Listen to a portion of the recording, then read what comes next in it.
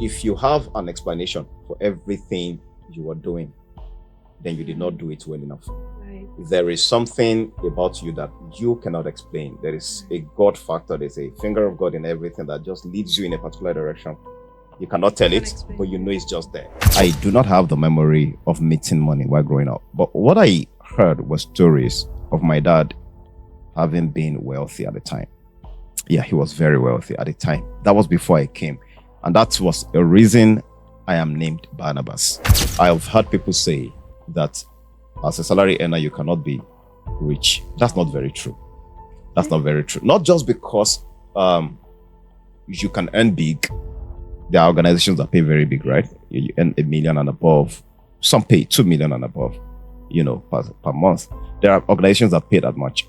But not just because you work in that. Because if you earn 2 million per month and you do not know what to do with it, 2 million per month, the person who earns 200,000 per month will become wealthier than you. We were poor, very poor at the time. That our school trousers, and this is literal. I know you hear this a lot, but this is for me very literal. My school shorts, right, had holes in them, and the tailor that joined them so badly that the holes hid the joint. Wow. So both sides of the trousers, yes, were together, and the tailor was my mom. Oh my.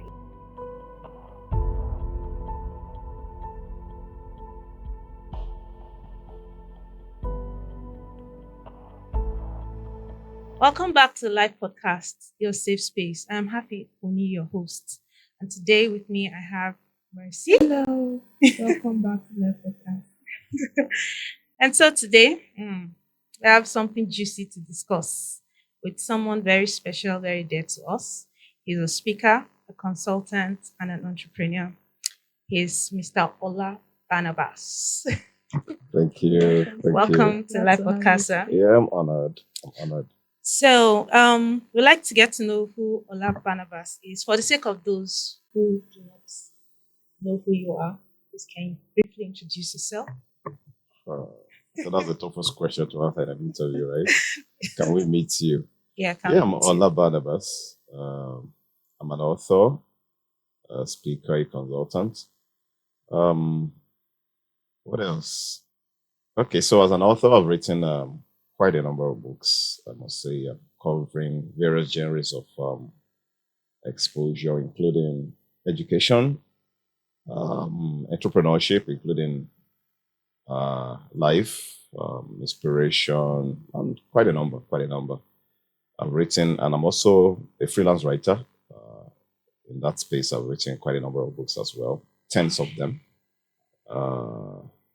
As an entrepreneur, I have done quite a bit, maybe around about 4 different businesses at different times.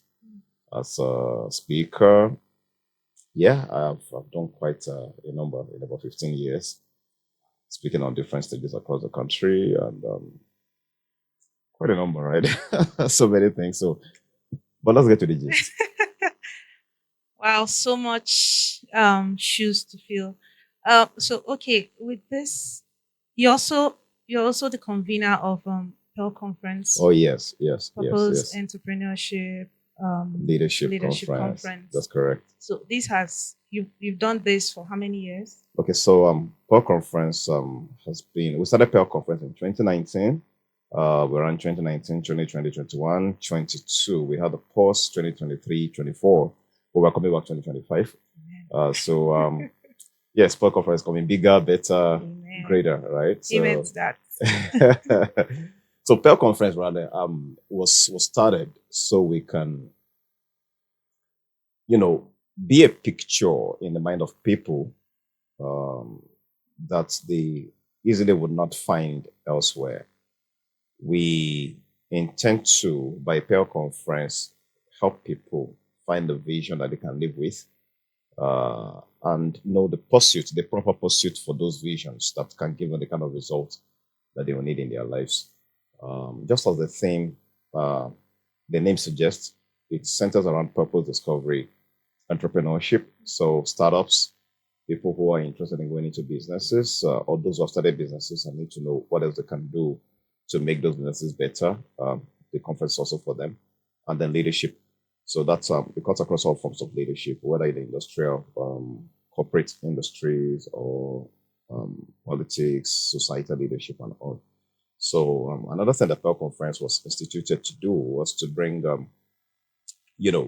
leaders, industry giants, corporate leaders across all fields together in the same room with young people. I've always had passion for young people. Yeah, I'm young, so I have passion for my kind. So it's always been there.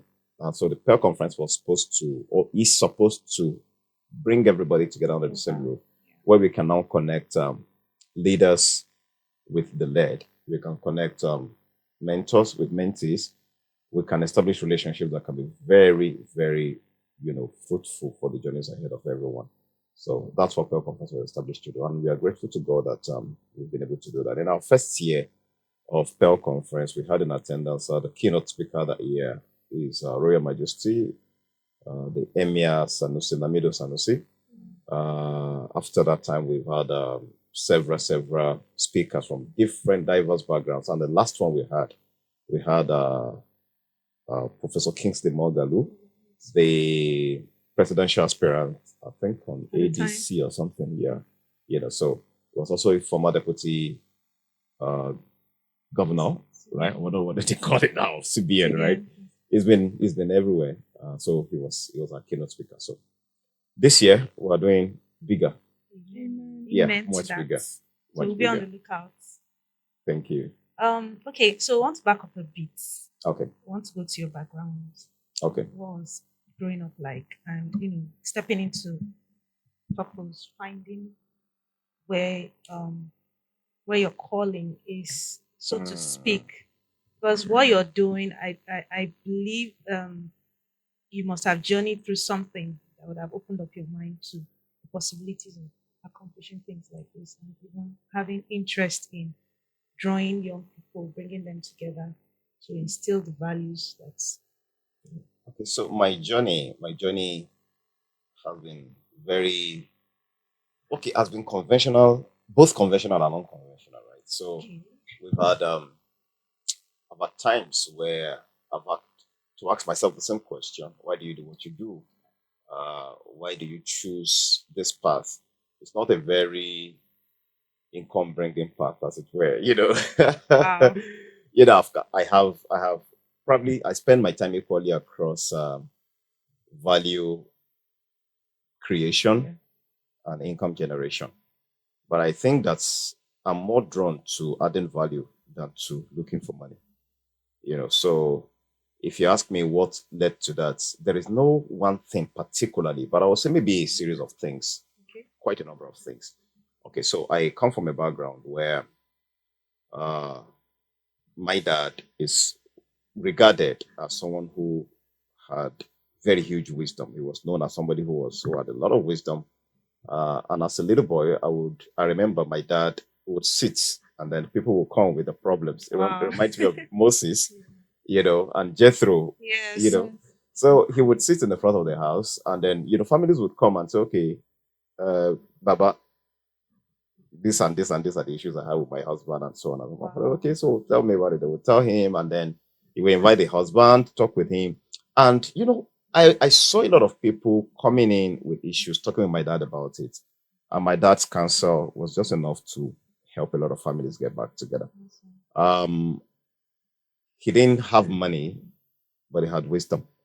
And his wisdom was much more than a lot of people could pay for. At the time he died and we were to bury him, we kind of, for us children, we kind of knew what it meant to people more at death than we knew when he was alive. So that was there. And I found him as more of a community person. He would step in with children who were out of school. He would do anything to make sure that everybody was okay, no matter what it was. So that was a background that spoke a lot to it. There were other things that happened in my life, right? In the course of my growing up, my curiosity was towards the kind of lack of desire for knowledge that I saw a lot of in the life of a lot of people. People didn't like to know things, and I found that very weird. Why wouldn't you want to know? Why were you okay with being a mediocre when you can just gain Questioned knowledge? everything. So I kind of saw myself as somebody who could help people know things. So that led me to knowing things myself. At the time, I pushed myself so hard that by the time I left school, university, the number of books I read, I would say that in my first year of leaving school, I didn't read that number in all my secondary school years and my university put together. Wow. Wow. At the time, I was averaging about 4 books per month, and I did that. I was doing about 4 to 6 books per month every month. Studying, reading, just being curious to know. I would register in the library, go sit there from morning till evening. Of course, I didn't even have a job, so I had enough job in books. I hope your I had social elsewhere. life did not suffer. Well, I don't know. I really don't know. Maybe I don't have so many friends, so the few I had wouldn't have a complaint. But so it was like that for me. And then the other thing that I would also say contributed to that was the fact that at a point in my university, I found that the kind of things I was being taught in school, I just felt they were not my kind of things. So I would rather just go out there and do stuff than sit in class and listen to some Wow. guy talk to me about some things that So you're just uninterested. I would tell you that in my final year in school, right? Somebody asked me, Are you part of this class? And I just laughed. You don't need to know. I don't know myself. I know that I'm here. So, I would count the number of classes I attended on my fingertips. I wasn't just interested in some of the things. There were a few courses, courses like strategic management caught my curiosity. I wanted to know about it. So, we had a very wonderful lecturer. But for most of the other courses, it was just a waste of time. So, I would go to the newsstand. We had the newspaper stand. I would go there. And when my colleagues were reading Complete Sports, reading all of that, I would be reading Financial Standard newspaper, reading Business Day newspaper. And they were looking at me as I was very weird. I admit. And then those friends who were close to me, they kind of knew that this guy was just not going in the same direction as we were going.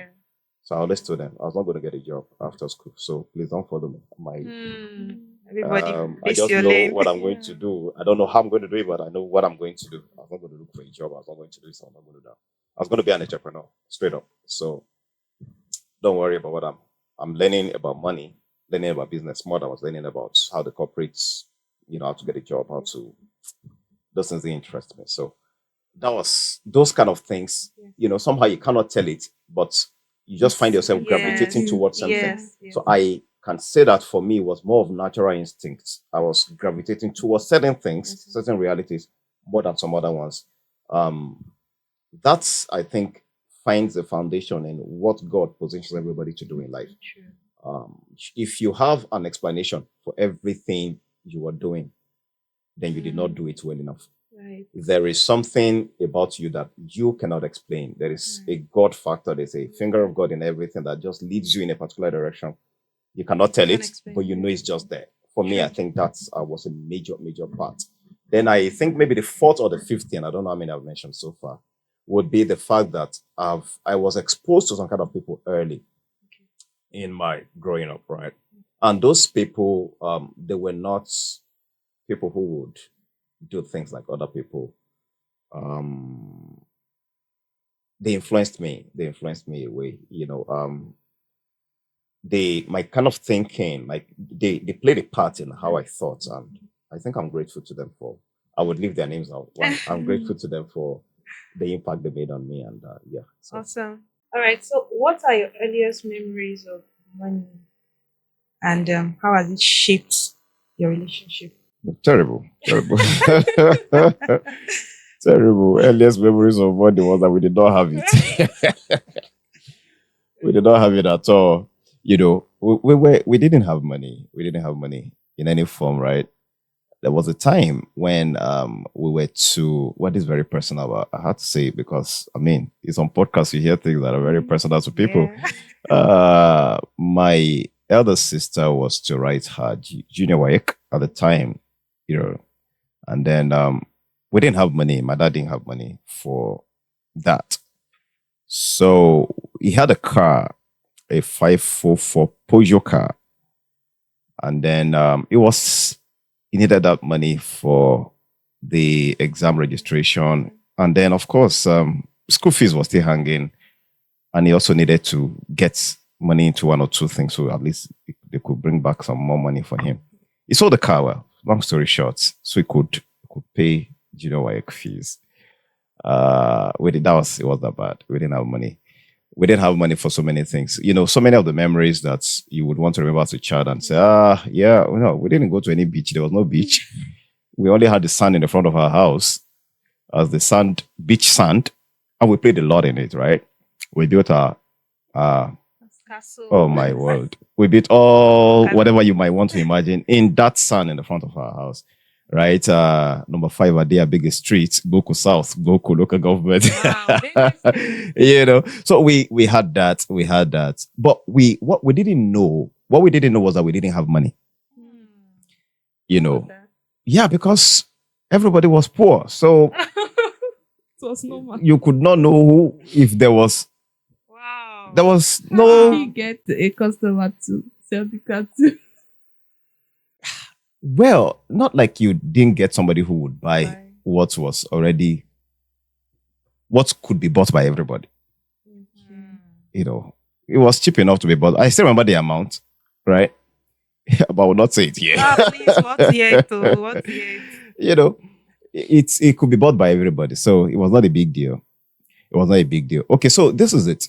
I do not have the memory of meeting money while growing up. But what I heard was stories of my dad having been wealthy at the time. Yeah, he was very wealthy at the time. That was before I came. And that was a reason I am named Barnabas. Yes, Barnabas means son of encouragement.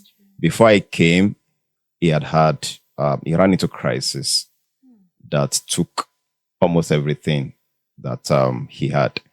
And the crisis became the basis for some of the instructions he gave me. That's why today there are some businesses I can't get into, not because they are not lucrative, not because they don't catch my fancy, but because my dad said, don't do it. Wow. Yeah, my dad failed in those businesses, and it kind of made it like, what's that part in the Bible where somebody said a particular generation or a particular tribe, their forefather had told them, do not do this thing. Okay. And they would not do it just because their forefather said, don't do it. Okay. So my dad told me to not get into any kind of businesses, and I would not get into them, no matter how lucrative they are. Is it a kind of consecration, or it was just based on the fact that he failed? It's a respect for him. Oh. He failed in them, and he felt like, none of his children should do it. So I'm not going to do it. Okay. I don't know. You may have a problem with that. It's okay, but it's a personal. Yeah, I owe it to him to keep that promise. All right. So I learned he was very wealthy at the time, and I made pictures, right, black and white, of what looked like the relics of his wealth, and there were accidents upon accidents upon accidents of vehicles. At the time, my dad had about 13 vehicles to himself, 13 cars. I made pictures, not one. Wow. And so, he was known to have grown into all of that. At the time, he told me a story. He needed to go and pick, he was selling spare parts, right? So he needed, some of his good had arrived. He needed somebody who lived in the same community to give him his boss so he could go and take some of the consignment that had arrived. And the man would not, he was giving excuses. So my dad got angry and went and bought the boss and went and carried his consignment. The same exact boss, right? He went to buy it from wherever and drove it straight to where the consignment had arrived and packed his goods. So he could fund anything he wanted from his back pockets. Yeah, he was that good at that time. But I didn't meet any of that, so I didn't meet money. So that formed my my growing up. I hated poverty. Yeah, because I knew it.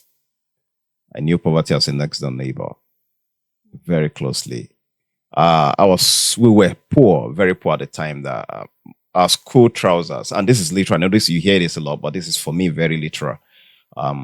My school shorts, right, had holes in them, and the tailor that joined them so badly that the holes hid the joint. Wow. So both sides of the trousers, were together. And the teller was my mom. Oh my God. You know, so it was like that. It got better at a point when my dad changed business. He left the earlier business that I met him doing, and then he changed business into something else. It got better. And so since this other one was doing better, he kind of stayed on it. So gradually we started experiencing some kind of ease here and there. But generally, it's not the kind of background I want my children to have, Yes. So I guess that's formed my opinion about money today and my approach to it. My approach to it. Yes. Because that's key. Because some people, because of their background, Yeah. they either become extremists when it comes to making money. Yeah. And there was a year that the slogan was my year of loud spending. Nigerians with slogans every year. So because they experienced poverty, some tend to hoard. So they don't get to the point where they don't have that fear of not having. Yes. So they get to the point, they hoard money. While there are those that just spend recklessly because they do not enjoy. So these are like two extremes. Yeah, I think that mine did not. I did not come into an extreme position as a result of my experience. I would say that my experience led me to finding out what the real deal is and how it should be. Okay, so I would not say I'm extreme on any of them. Of course, a characteristic you would find with every wealthy person, and I've worked with a lot of them. One characteristic is frugality. Frugality. Poor people are they are freer with money than wealthy people. From my experience working with a lot of them, I have seen that. So if you call that stingy, I would say maybe that's your definition. There's a way they see money. There's an approach they have with money. And that plays a part. So I would say maybe for some of those people as well, their kind of background played a part in it. But you see, generally, what becomes of us has to go beyond the background experience that we had. True. What we come into learning, the exposures that we have, and all of that, they play a part. So for me, background was one, but background is not everything. I had exposure with books. I had exposure with people who think differently. Like I told you, in my university days, I would read Financial Standard like something else. Then there was this magazine that also started coming out by Ayo Arowolo, Money Wise or something like that. I think that's the name, Money Wise. I had a stack of Financial Standard. If you entered my room, way back in university, my room, you would think of finding books, right? But you will find, newspapers, Financial Standard, and they were just there. And then Money Wise was just piling up and piling up. So I learned a lot from Ayo Arowolo, so much, and then I learned also from, I can't remember the other name now, but there was another magazine I used to really, really read a lot. So they formed my mind. They kind of, helped me grow and develop an approach to money, which I still maintain till date. My perspective on money is not, from what I learned from them, it's not too general. It's more of personal finance. So people hear me talk today when I talk about finance and all of that, and they wonder, where did you get this from? Well, personal finance, I gained from that. Okay, can you just touch a little on personal finance for those who have no clue? Okay, yeah. So your what's you do with the money that comes into your hand, basically, is a result of what you have known to do with it. If you have some amount of money come into your hand, and the decisions you are making with that money will depend on the values that you have established before the money came. In other words, every money that comes into your hand should have been spent before it comes. Yes. All right? Yeah. Money should not come into your hand, meeting a vacuum. Yes. If it does, you will not be able to account for it at the end of the day. True. So have a plan for every money that you are expecting to come. If it comes, it meets the plan. If it doesn't come, whenever it comes, the plan is still ready for it. One of the things I promote a lot is a personal financial plan, I have what I use. Sometimes I would not say that I'm 100% faithful to it, but I try to be.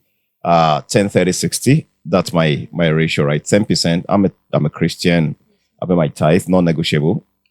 30% goes into my investments and savings, almost non-negotiable too. you know, except in extenuating circumstances. Yeah. And then the 60% goes into what services every other thing, family need, this need, that need. So whatever cannot be taken care of by the 60%, wait until the next 60% arrives. And because I do not draw a salary, you can't tell how much comes per time. It's not very predictable. Yes. You have a client that gives you this amount of money. You have a client you're expecting to pay and does not pay, and on and on and on and on. But discipline, which is like the most important thing in personal finance, is what helps you to know it's what helps determine what is going to happen to your money at the end of the day. All right. So you have a salary that comes in at the end of every month. And when that salary comes in, it meets a plan on ground. So let's take the 10, 30, 60 that I talked about as an example. If you have a formula like that you use for your finance, the chances that you are going to break out of poverty within a particular period of time is very high. And yes. I have heard people say that as a salary earner, you cannot be rich. That's not very true. Not just because you can earn big. There are organizations that pay very big, right? You earn $1 million and above. Some pay $2 million and above, per month. There are organizations that pay that much. But not just because you work in that. Because if you earn $2 million per month and you do not know what to do with it, $2 million per month, the person who earns 200,000 per month will become wealthier than you. Sure. So it's about what you do with it. So 200,000 per month comes into your hand. What do you do? Do you have a plan with which you're going to treat that money? So for me, 10, 30, 60, for example, 10% of whatever you make as salary goes into this, goes into that. For my example, goes into paying your tithe. And then second, the 30%, the way you are committed to paying your tithe, if you do pay your tithe or whatever it is that you do with your 10%, the way you're committed to doing that, that's the way you must be committed to reserving the 30% for the other purpose. Now, that must be target. Because from every salary you earn, your savings and investment is what you pay yourself. Otherwise, you earn and you earn for others. The Parkinson's law will always catch up with money. What's the Parkinson's law? Need will expand to meet the money available. It's the Parkinson's law. Need will expand to meet the money available. So you earned 200,000. You felt that was small money. If you begin to earn 500,000, you'll be fine. The day you start earning 500,000, you will think 500,000 is too small. And then when you begin to earn 2 million, you will be rich. When you begin to earn 2 million, you find that 2 million is actually small. Maybe you need to begin to earn 10 million. So as much as you earn without a plan, the more you need to earn. It's just the way it is. So have a plan. The 30%, be committed to it. Yours can be 25%, 20%, 15%, whatever works for you. Find it. Find a formula that works for you and stick with it. Now, it has to be target. What is that money going to be servicing? What is that money going to be paying you for in the future? So I pull out 30%, for example. I put it into something. For me, passive income. I want to put my money into something that I don't have to work for, that can continue to generate for me. I put it into an asset. Asset works fine for me. I have a publishing outfit, and yes, Sanjay Publications, and I have books that are out there. Some of those books I've not even touched in 6 years, right? So these books go out, and in 6 years they keep working. I only think of editing them, doing something about them when the curriculum changes, for example. So I go back to my writing after 4 years, 6 years, and then that's when we reinvest. Otherwise, it continues to. The only thing I think about is, okay, how do we reprint so we can get more money? That works well for me as a passive income. So I don't have to think about anything. I don't even have to sell the books. I have is outsourced to a sales agency that does the selling for me. That works well. All right. So that continues to drive further income on a passive note. So it can be real estate for some other persons. All right. You can land bank, put your money into something. That money may not be enough immediately to take care of that, but let it be in a target saving somewhere that it continues to build. And when you put it in a target saving, I'm not saying put it in a bank account where you'll be getting 2%. You once said something one time that the money will say you save, if the bank will come and save you. You know, so don't let it just be that it's there. How much do you earn? Exactly. How much Come and save you. how much are you going to be making? How much do the banks are not so generous. True. They are not. So it's you who needs to use the money, not the bank. All right. So put it there only for a period of time so you don't have access to it. I would say fix it for a period of time, 6 months, so that every month something goes. At the end of that 6 months, pull it out and put it to something. An asset. Let it come back to you. Let it reproduce itself. That money is the one you are paying yourself. That money is what takes care of your future. That's the one. You see the other 60%, you cannot account for it. At all, you cannot account for it. So that's one about personal finance. The other thing I also want to talk about in personal finance, which I think is very instructive, is this. Almost everybody can tell you how much they earn in a month, whether they earn it as a salary, they earn it as self-employed persons, they earn it as income, whichever way it comes. Almost everybody they can tell you how much they earn in a month, but not everybody can tell you how much they spend in a month. And that's, if you cannot give this balance, you cannot grow your money. I have a practice that I have introduced my mentees to over the years, my trainees. Keep a record of everything you spend every day. It's not too much. All right. Have a book, a record, whether it's a digital, or on a hard copy. I've had hard copy for about 12 years now running, where I've written, so I can tell you how much I've earned in the past 12 years or more, and how much I've spent every month in the past 12 years or more. Yeah, so it's about discipline. So you come back home, there's a column. All right, so on home, on business, on where you go around a lot. So on transport, on this, on that. This is how much you spend every day. Now, why is that even important? It's data tracking. You are tracking your expenses tracking. You are able to now know that, okay, so and so amount of money, this is what takes so and so percentage of my money per month. Once you know that, you'll be able to know if it is even healthy, money-wise, for you to continue on that track or not. If it's not healthy, what can you do about it? All right. Sometimes it's just impulse. You just see something. You didn't know you needed ice cream until you heard the horn. And then you just felt, yeah. After all, it's hot. You didn't know it was hot. Yeah. So, and then you just bought ice cream. Write it down. You are learning with it. Yeah. You just saw cake because the guy, just flashed the screen and it's cake. So yummy. My belly can't survive without it today. So you got it. Write it down. So at the end of the month, look at it and ask yourself, if I continue this way, will I be able to get anything meaningful going forward? Did I put the money to use justifiably? I believe that money itself is a spirit, all right? You're responsible for what we do with it. If you use it uselessly, permit me, it will take its wing and fly away from you. But if you justify its coming to your hand, it has found a home with you and will stay. It's what I believe about money. Magnet. Yeah. So money will always come back to where it is judiciously used. You can grow it. So find purpose for it. Find purpose for every money that comes to your hand and define it. So track it, right?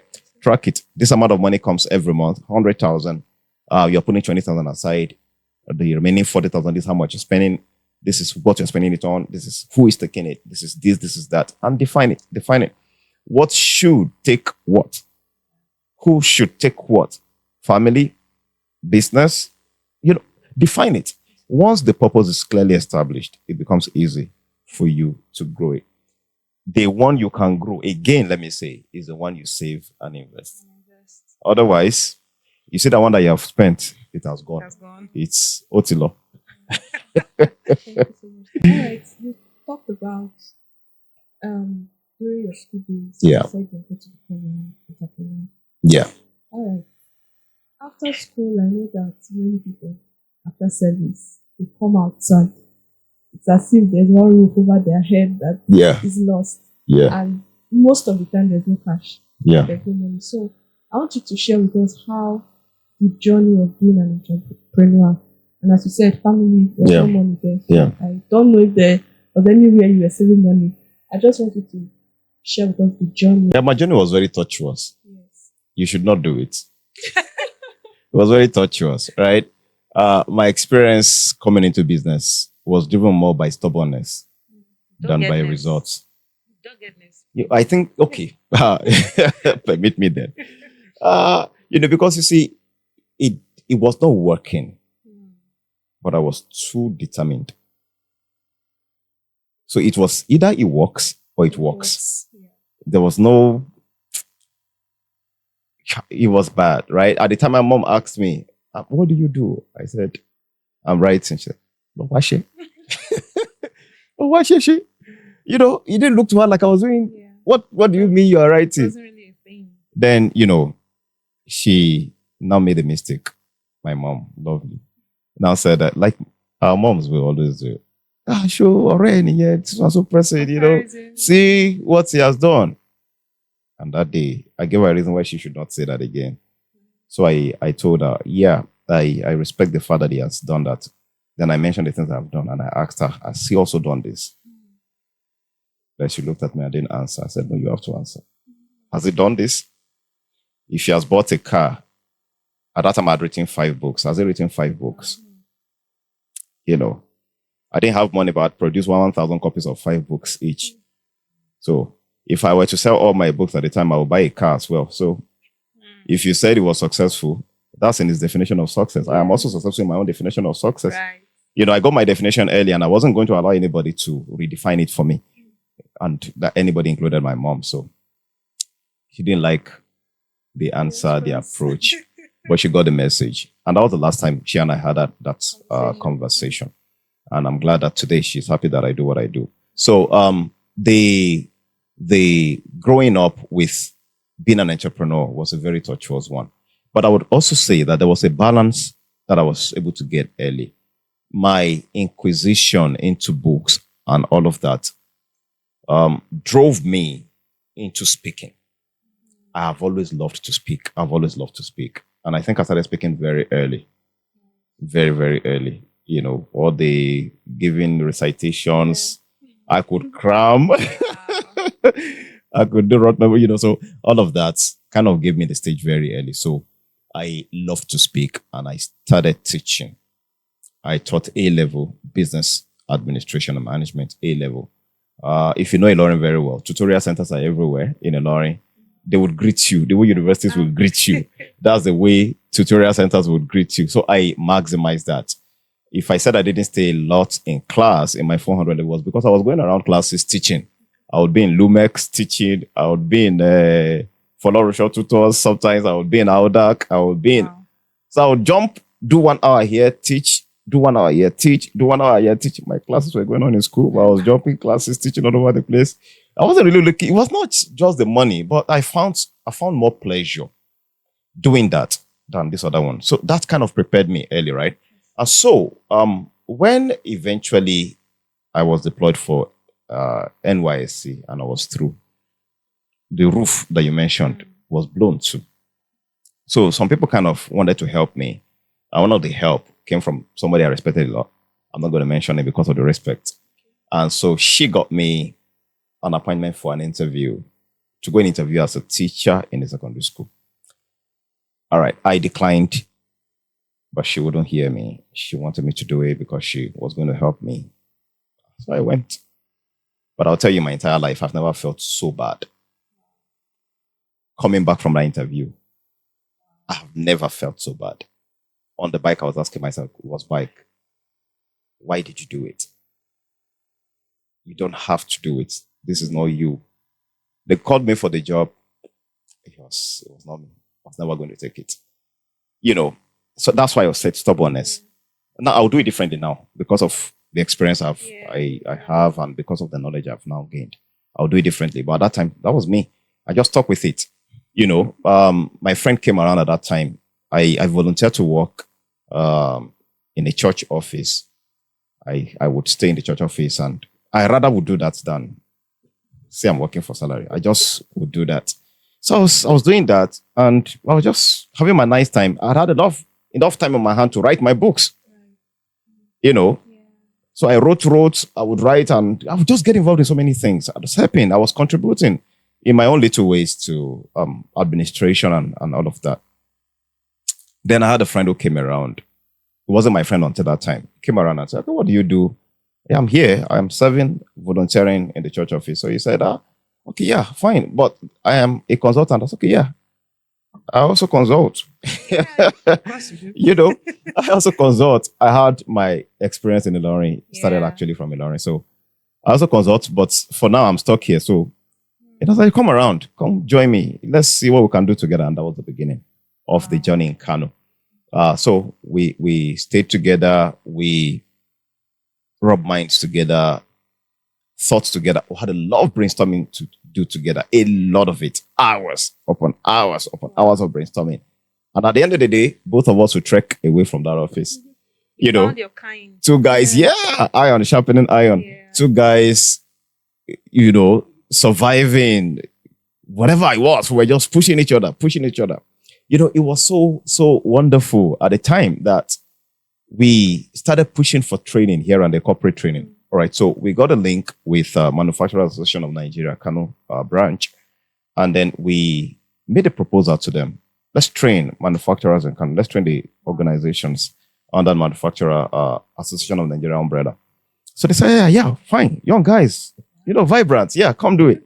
So we met with the management of MAN several times, and then eventually we agreed on, okay, this is what the topic was going to be, the date and everything. Then they told us, you're going to push for it. We just give you our name, you know. So we said, fine, if we're not pushing, what are we doing? So let's start pushing.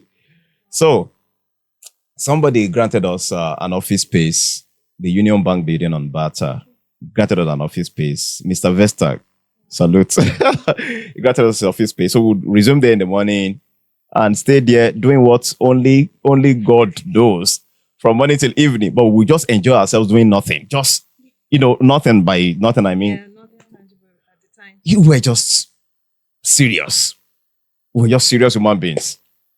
And that was it. We'll go from that office, hitting every office you can ever think of in Kano State that manufactured anything. In Jogana, Gunduwawa, Tokarawa, in Sharada Phase 1, 2, 3, in Pashikara, in Chalawa, in... Oh, my word. And what was that transport? Beautiful.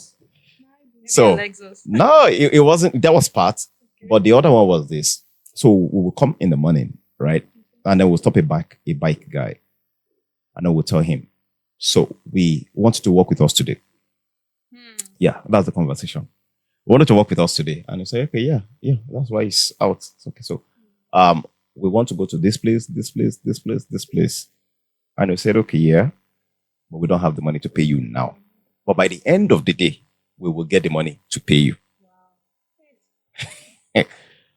And so he would not carry two of us at the time because we were both wearing suits. Okay. So he will carry one. You have to maintain. Yes, from Bata and take that one to Jogana. Drop him, come back to Bata and pick the other guy. Oh yes, he wait at the gate. And take the other one to Jogana and wait for us at the car park.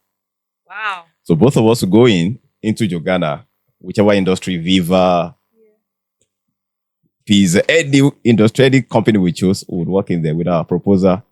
Yeah, we are so and so. We had our name.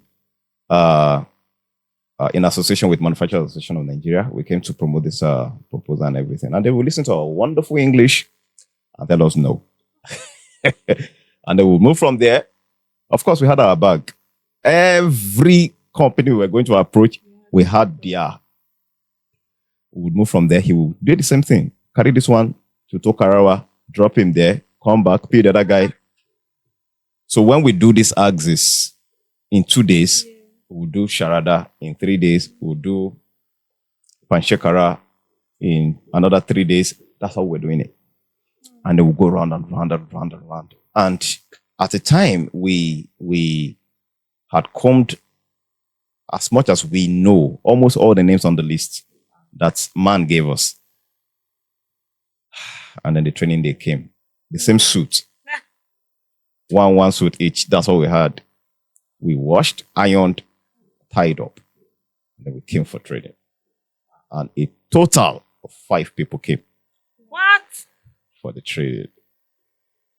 And then we were confused. Wow. Yeah, because we were owing the bike guy to start with. So much money.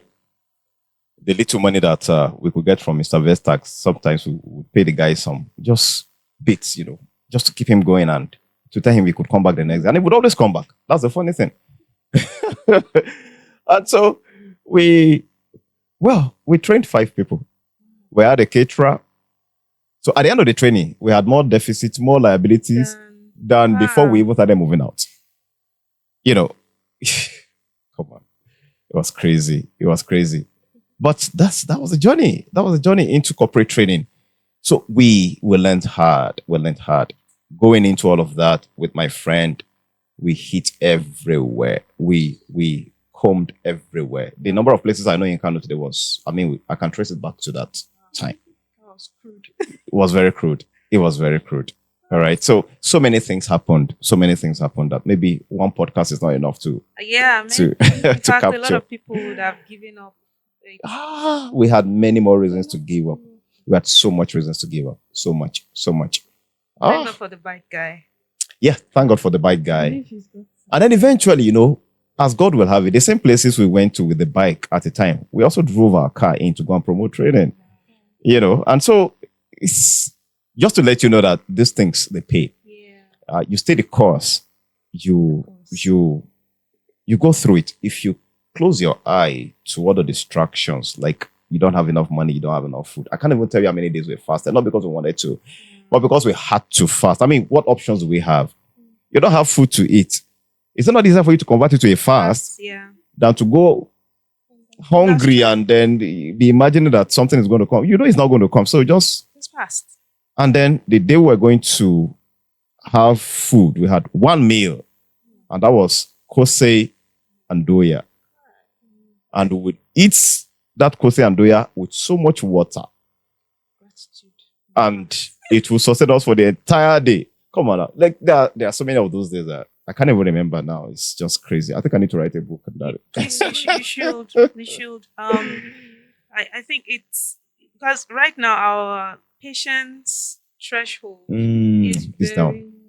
So these things, like you said, these things pay off. They pay off eventually. They pay off eventually. Even with the fact that you had needs at that time, yeah. How were you able to keep yourself clean that you couldn't afford to meet those needs? Because I know that's one of the reasons why some people jump from one business to another, because they're at that point where they are seeing the needs, not just themselves, maybe family. Okay, so maybe let me also try to dig that hole of need deeper than you have dug it, because at the time I came, I had done an investment in a lorry. All right, the monies I had made. I wrote my first book, released in 2007. Focus on business management elements. That's the title of my first book. Sold a lot, made money from it. Actually, I think the first million I ever had in my life came at that time from that book. So I made so much money. I'd gained people's trust. People believed me because I taught a lot. I taught well. I believe I did. And then I invested into the capital market. In 2007, I invested into the capital market. I kept my money there. I didn't spend my money loud. I put it there. But something happened.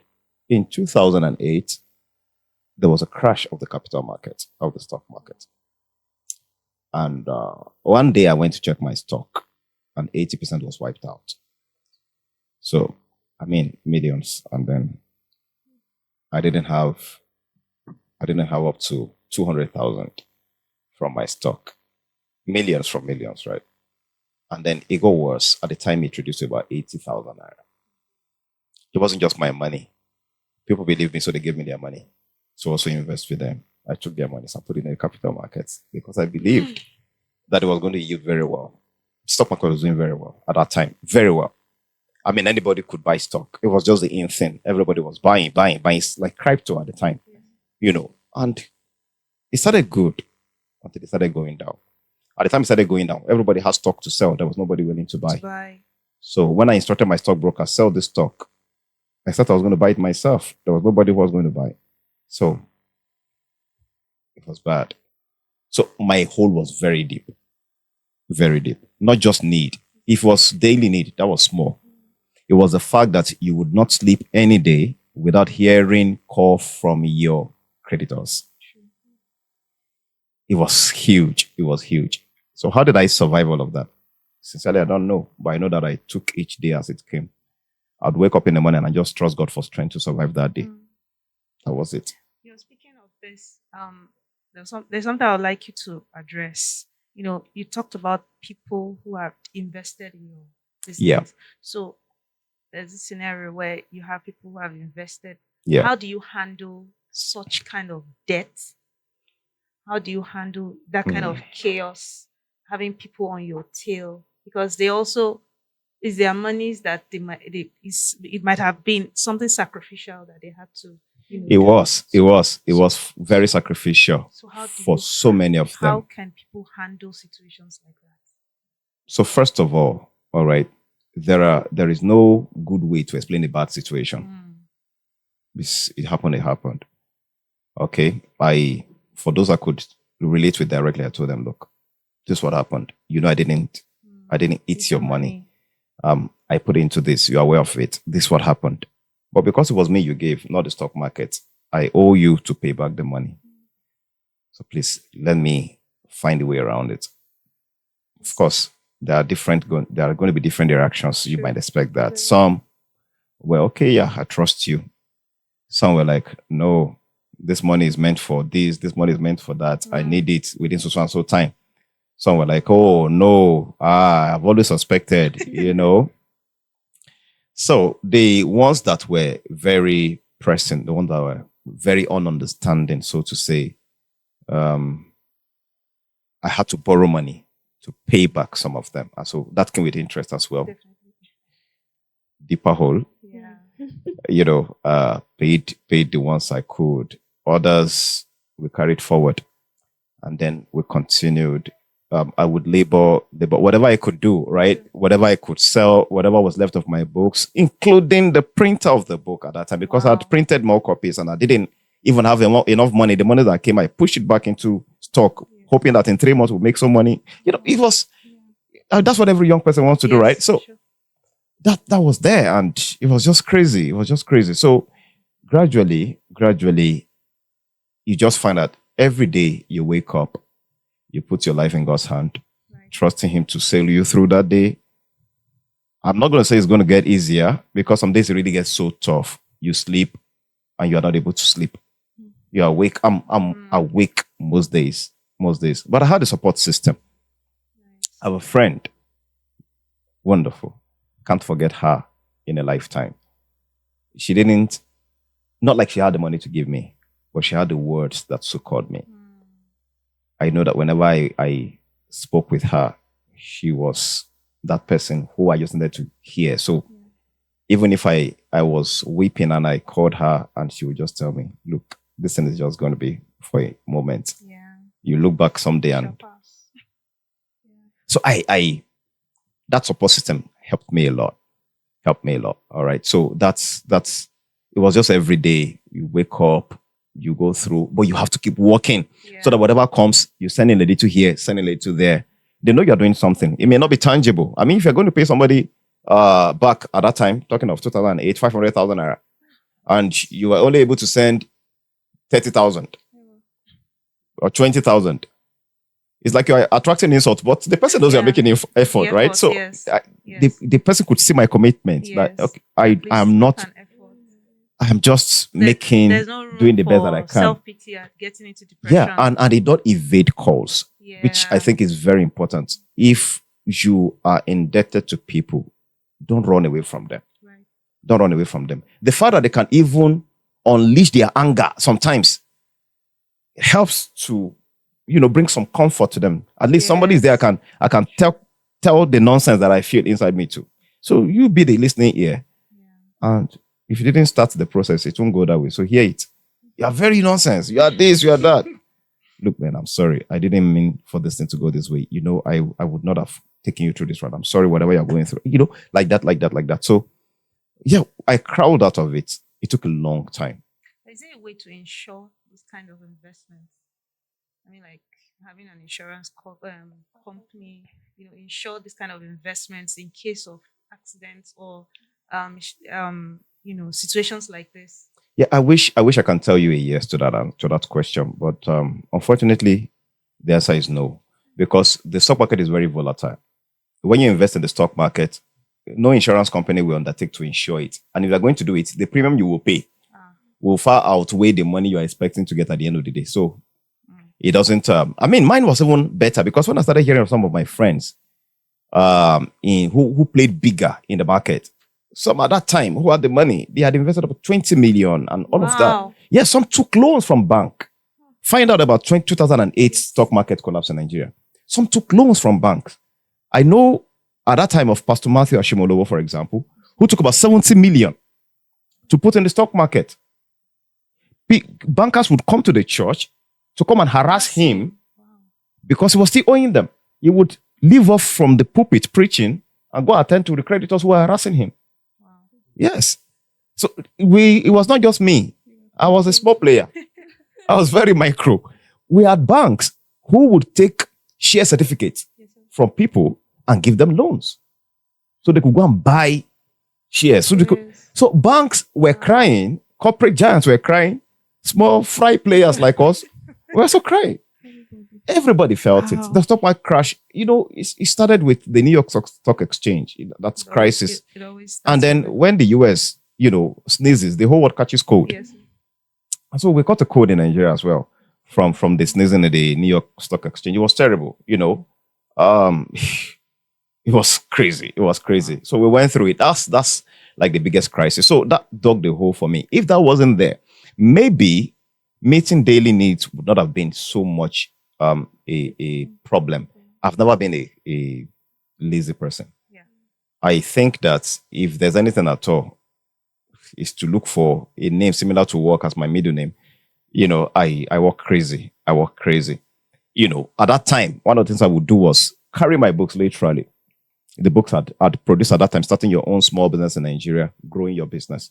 The first edition I produced, I would carry those books and go to not even door to that. I needed a more like an institutional market. So I would go to NYC camps, and go and speak to core members. I would ask the officials to give me time. They didn't know me, but once I'm at your gate, you must open the door. There's no way. Because I can't, the only way I'm living here is with money. Yeah. So I said, you're going to give me the money for me to go back. I am not going back. So I would go to NYC orientation camps. And then I must speak in the way that core members must buy the books. Definitely. So I gained public speaking more, the oration and everything, more at that time than I did at any other time in my life. So I would speak. I would go to Katsina camp.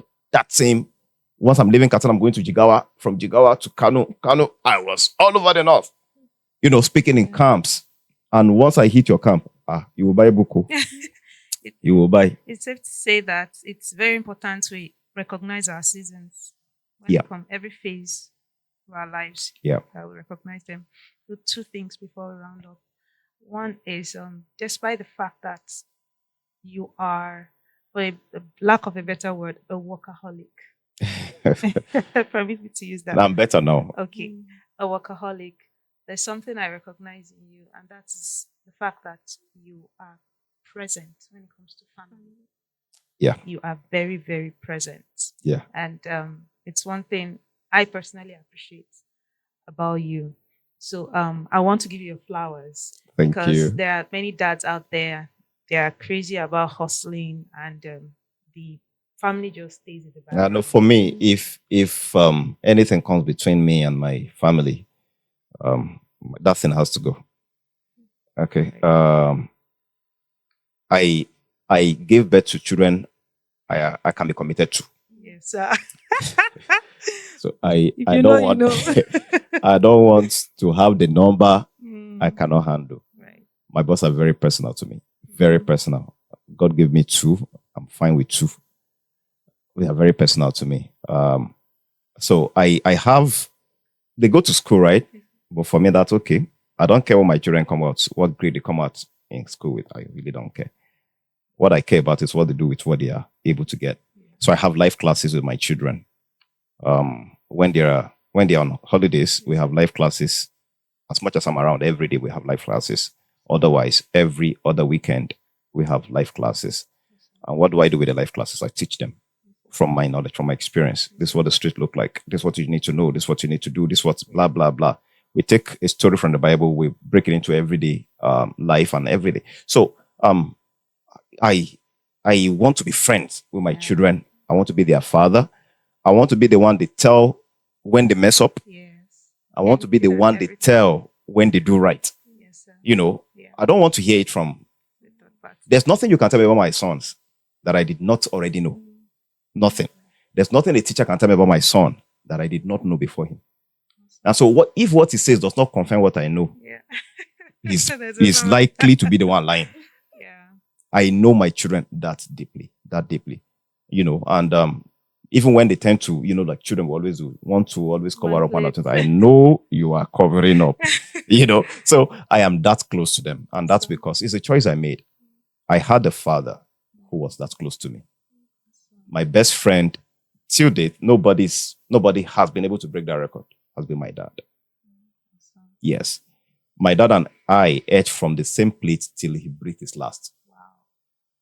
Yes. So he would not eat until, until I was there. So we ate from the same plate every day till he breathed his last. Yeah, we were that close. If I had any personal issue, I was discussing with my dad, not with any other person. God rest his soul. Yes. So lastly, what do you do for fun? You know, when you say when your name is mentioned, it's all seriousness, you know, business and all that. I speak for fun. Don't do that. Don't do that.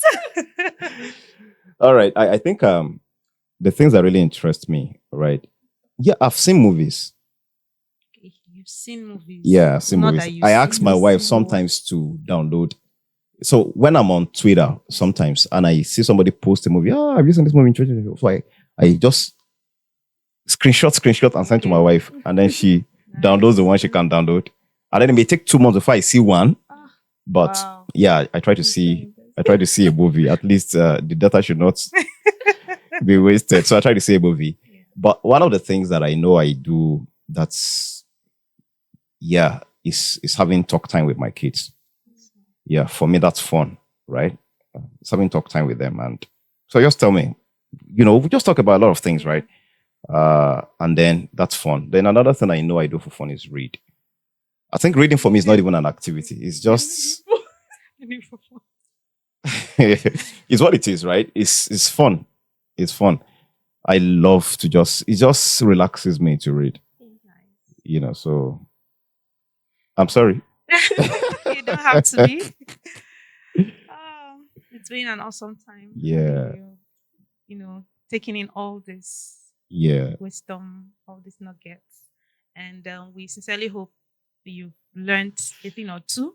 So what's most important, your take home should be recognize your seasons.